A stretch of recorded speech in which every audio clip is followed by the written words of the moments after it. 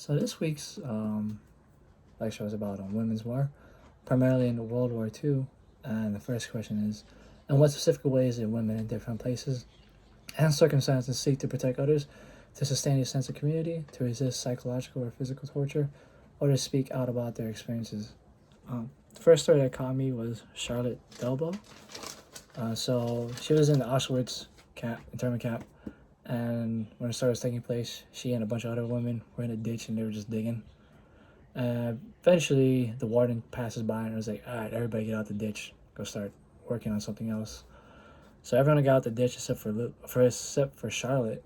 And at that moment, she started panicking and thinking like, "Oh no, this is the end. This is where I go out." But then she reminded herself like, "Hey, don't lose hope, because then the moment you lose hope is the moment you die. So if you have no reason to keep pushing, what's the point of living?"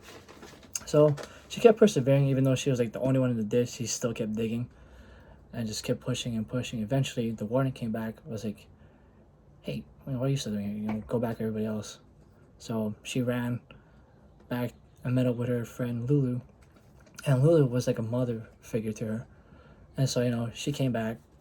She was all distressed, all tired because she was just literally digging all by herself, and everyone else was like pounding the ground with new tools. And Lulu noticed like Charlotte had like a much heavier tool, so she swapped it out with her because then she knew she was tired. And then she told Charlotte to like, "Hey, calm down." And Charlotte's like, "Oh, panicky, distressed." She's like, "Oh, I was gonna do." She's like, she's just distraught.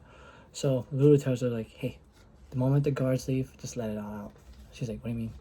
Like, I know you want to cry, just let it out." So as soon as the guards pass, Charlotte goes behind Lulu and starts crying, and she just lets it out because like she just needed that. And all the while though, Lulu was like still working, working at the same time, comforting her. She was multitasking, so like that they wouldn't be noticed. And Charlotte described, crying on Lulu like it was as if I was crying on my mother's breast.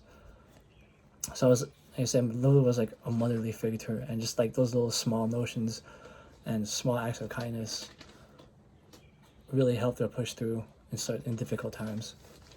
Another story that showcased all this was the story of Kim Bok Dong.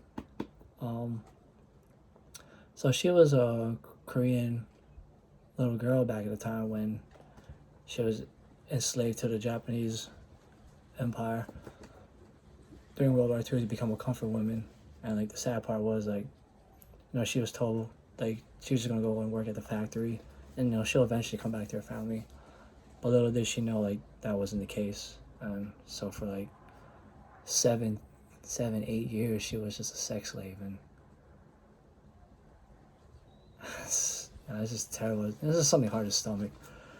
Like she literally just lived that life every day. She described it like she'd start her day at like from 9 to like 5 in the afternoon, just comforting all these Japanese soldiers. And can you imagine doing that for 7, 8 years? And then later on in life, when she was interviewed during that video, she was 91 years old, and she was on her the final stage of cancer, and she literally had to like muster up all her strength just to do this. But she wanted to get her message across at least one more time. It's just insane that all those years, she's still yet to get a formal apology, from Japan. So the next question is, how did the materials that you encountered this week broaden your notion of resistance?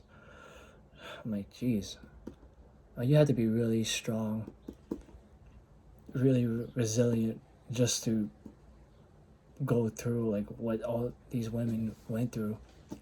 I can't even imagine like what these people seen or just witness, that the Holocaust. We can only like see it by pictures and how to describe it, but seeing it personally is a whole different level. And these women had to be really strong just to live through this, and even afterwards progress and move on with their lives after all this. Like, that's just insane. Like these women are extremely resilient, is all I can say. And which of these accounts did you find most inspiring, and why? Um, I mean, all of these are like inspiring. Just the fact like all these people were able to push through in such scenarios. It's crazy. But I'd have to give it to Kim Bok Dong. This is the fact that I mentioned, like she was 91 years old. On her literally on her last leg, but she wanted to like just share her story one more time in hopes that eventually it'll be heard to the right people, and maybe just maybe one day Japan could give her, not just only her but all the rest of the comfort women, a formal apology, because they didn't get jack squat afterwards. Like once World War II was over and they were no longer comfort women, they were just sent back to where they came from, and like, how do you move on with life through that? In any kind of conversation, you gotta act like nothing happened.